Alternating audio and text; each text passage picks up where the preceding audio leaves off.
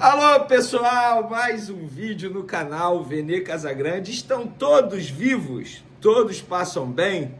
Vocês não precisam ir ao cardiologista se vocês estão vivos. Vocês passaram no teste, porque olha que emoção! Isso é Flamengo. Se não for na base da emoção, não é Flamengo. Mas olha, não deixe ninguém desmerecer a classificação do Flamengo e dizer que foi na sorte. Não. Foi no sofrimento, sim.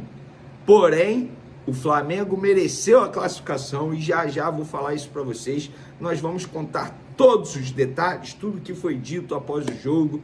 Ai, e eu estou aliviado, não vou negar não. Eu fiquei com medo. Mas o Flamengo está na semifinal de uma Libertadores da América. Você tem que comemorar, torcedor.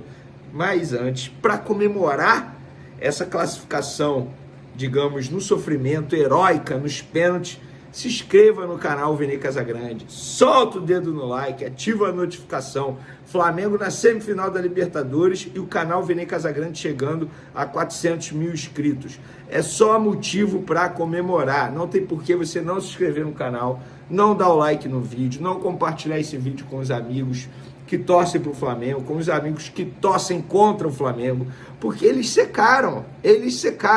Mas não deu certo, não. Secaram à toa, ficaram acordados até tarde à toa. E muitos secaram. Muitos. Ninguém queria ver o Flamengo passando de fase. O Flamengo tinha que ser eliminado na visão dessas pessoas. Eu já vou entrar logo no assunto. Vamos lá, pessoal. É o seguinte. O Flamengo, em 2 jogos diante do Estudiantes, mereceu a classificação em semifinais da Libertadores da América. Embora tenha sido no sofrimento, na base de sacrifício, em cobrança de pênaltis, penalidade máxima, mas os 180 minutos, o Flamengo foi melhor. O primeiro tempo do Flamengo no Maracanã, inclusive, foi um massacre. Foi o melhor primeiro tempo do Flamengo na temporada. E o segundo tempo do Flamengo diante do Estudiantes no Maracanã também foi melhor do que o do Estudiantes. O Flamengo jogou melhor. O Flamengo mereceu vencer no Maracanã por mais de 3 gols de diferença.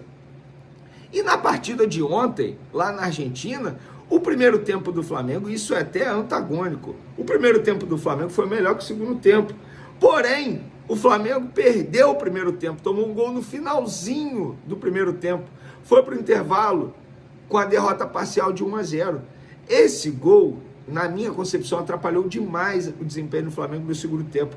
Mas os 90 minutos do Flamengo foram horríveis. Foi uma partida que, individualmente falando, praticamente todos os jogadores foram muito mal. Coletivamente falando, o Flamengo foi muito mal. O plano de jogo do técnico Felipe Luiz não deu certo. O Felipe Luiz não soube fazer o time jogar diante da adversidade. Sempre que o Flamengo não tem o controle do jogo, o Flamengo fica muito mais perto da derrota do que da vitória. Foi assim em todas as derrotas do Flamengo na temporada. Eu lembro contra o Cruzeiro foi assim, contra o Bayern de Munique foi assim, ontem contra o Estudiantes foi assim, contra o Santos foi assim. Então, o Felipe Luiz ele precisa aprender com os erros. Mas vamos lá, individualmente falando, os zagueiros não foram bem, os laterais não foram bem, acho até que o Varela deu mole, embora a culpa maior tenha sido do Rossi. O Varela deu mole na marcação. O Rossi falhou, não, falhar não é a palavra certa. Era uma bola defensável. Eu não considero falha. Eu acho que um goleiro do nível do Rossi não pode tomar um gol como esse. Tanto é que o próprio goleiro fala isso após o jogo. O próprio Felipe Luiz fala isso na coletiva, dizendo que o Rossi disse, eu errei e agora eu vou correr atrás desse prejuízo. O Rossi não pode errar desse jeito e ele vem errando há muito tempo. Ele errou contra o Ceará no Campeonato Brasileiro, ele errou recentemente contra o Vasco na saída de bola. Um goleiro do nível dele não pode errar tanto assim. Mas ele foi o herói do jogo. Mas antes de ser o herói, ele foi vilão. Ele poderia ter sido só herói na noite. Por quê? Deu sorte.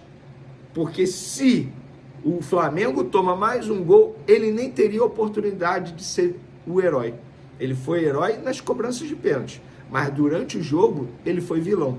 E ele não pode errar desse jeito, ele precisa ser cobrado. O preparador de goleiro do Flamengo precisa cobrar o Rossi. Ele não pode errar dessa maneira. O Flamengo, inclusive, eu venho falando isso o ano inteiro, tem que contratar goleiro. Não pode deixar de contratar goleiro para a próxima temporada. E quando eu falo goleiro, não é alguém para chegar e ser reserva, não. É alguém para chegar e ser titular, brigar pela titularidade com o goleiro Rossi. O Rossi entrou numa zona de conforto. Lateral esquerda, Alexandro não foi bem. Meio de campo, o Jorginho fez o pior jogo dele com a camisa do Flamengo. Sentiu, e muito, a falta de ritmo de jogo.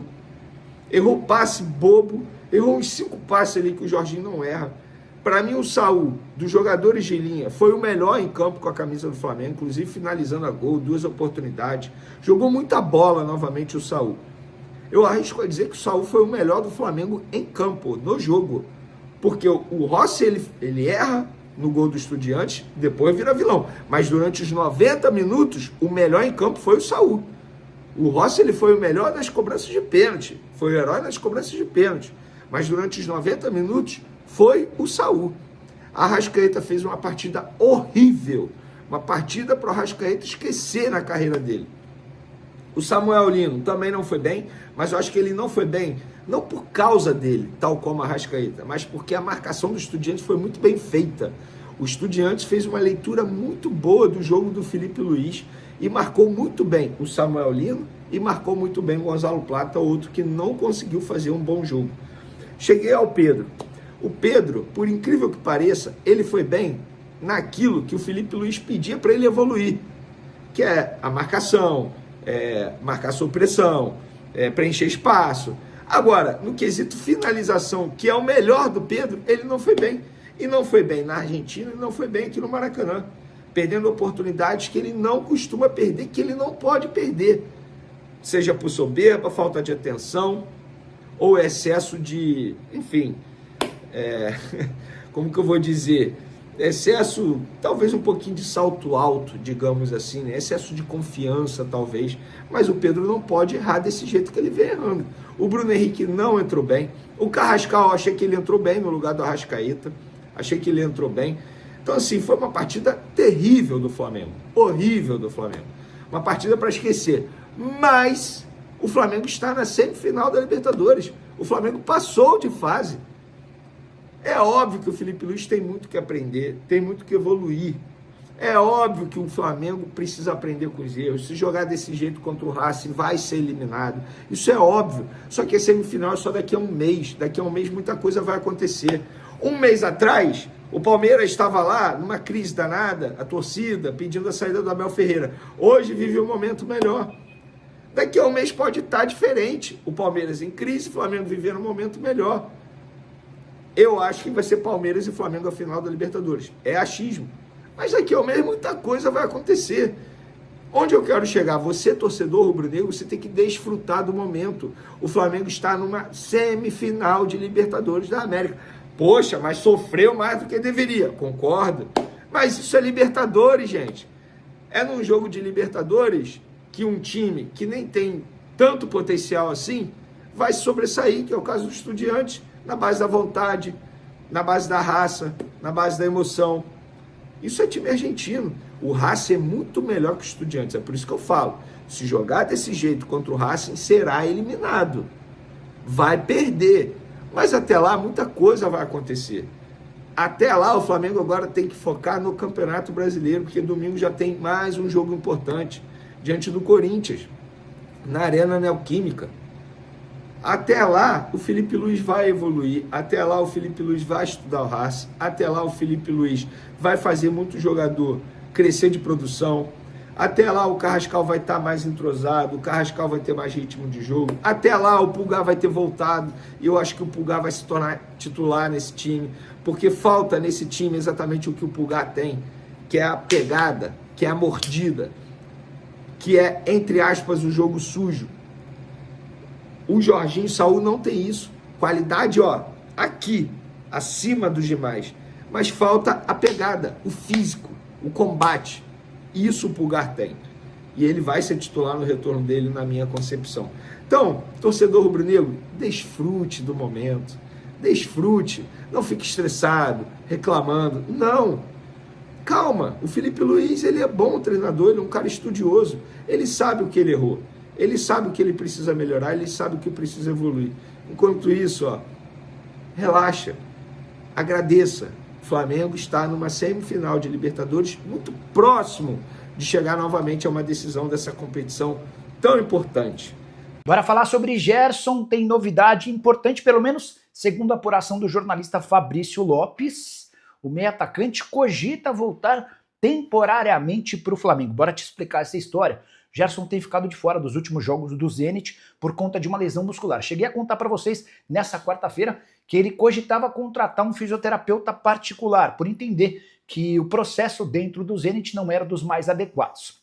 Nessa quinta-feira, o Fabrício Lopes afirmou que as negociações com o Flamengo começaram para que ele ganhe uma autorização do Zenit e venha se recuperar por aqui. O Flamengo teria, segundo o Fabrício Lopes, aprovado essa recuperação. Mas calma, não existe nenhuma movimentação para que o Gerson seja contratado pelo Flamengo. Inclusive o BAP, o presidente rubro-negro, é radicalmente contrário a essa ideia. A avaliação interna é de que Jorginho e Saúl, recém-contratados, têm dado conta do recado. Para falar a verdade, eles até superaram as expectativas e têm jogado mais bola do que o Gerson. Acabei de chegar no Brasil e recebi o comunicado oficial. Leila Pereira está furiosa e todo mundo tá revoltado com o Flamengo. Eu vou falar com o Felipe Luiz, que já tem data marcada para o retorno de Eric Pulgar. Mas antes, eu queria pedir a você que não é inscrito no canal, cara, é muito fácil e é de graça. Tem um botão aqui embaixo escrito inscreva-se, se inscreve no canal, você ajuda muito o nosso trabalho, ajuda muito o nosso crescimento quando você se inscreve.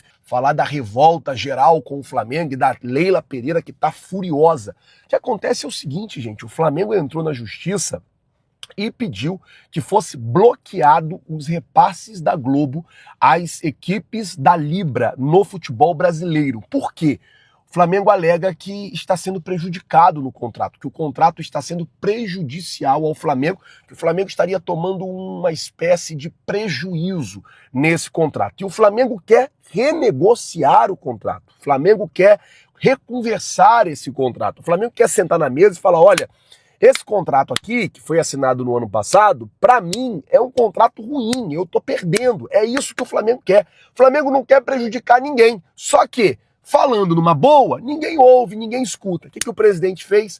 Entrou na justiça e pediu o bloqueio de pagamento até que essa reunião acontecesse, até que os clubes aceitassem sentar e renegociar o contrato. E aí, o que aconteceu? Agora, em setembro, os clubes teriam num total de 77 milhões de reais para receber. Ninguém recebeu. O dinheiro de todo mundo está bloqueado. Inclusive, o dinheiro do Flamengo também está bloqueado. Bloqueou o dinheiro de todo mundo.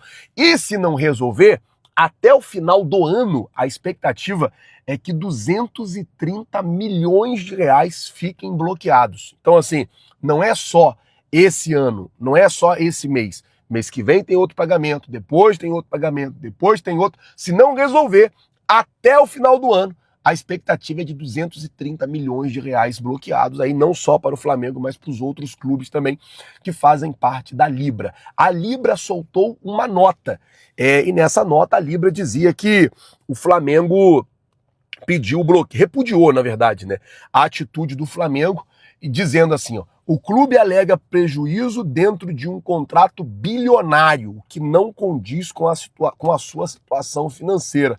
A Libra meio que juntou os outros clubes, obviamente. Todos os outros clubes estão numa situação confortável. Só o Flamengo que está ruim nesse contrato.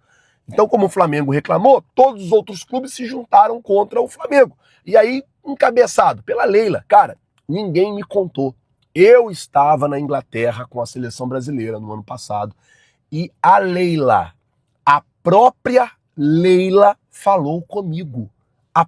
Não foi ninguém que não, foi a própria Leila. Ela falou, a gente estava conversando, ela falou, não, chegou lá um monte de gente querendo apresentar um monte de alternativa de transmissão. Eu falei, pessoal, vamos acabar com isso, eu quero a Globo. E aí meio que todo mundo foi na onda dela.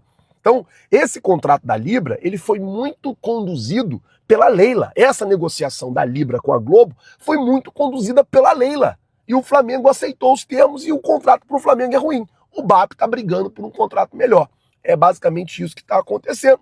E é lógico, a Libra soltou um comunicado, está todo mundo revoltado com o Flamengo e o BAP está tentando brigar aí um contrato melhor, trazer o famoso dinheiro novo para o Flamengo. Um dinheiro que não está previsto no orçamento, um dinheiro que o Flamengo não teria previsão de receber, mas quer receber principalmente para poder fazer esse dinheiro novo. E aí o que eu falo é, com esse tipo de dinheiro, esse dinheiro novo, que você consegue construir o estádio, que você consegue fazer um monte de coisas.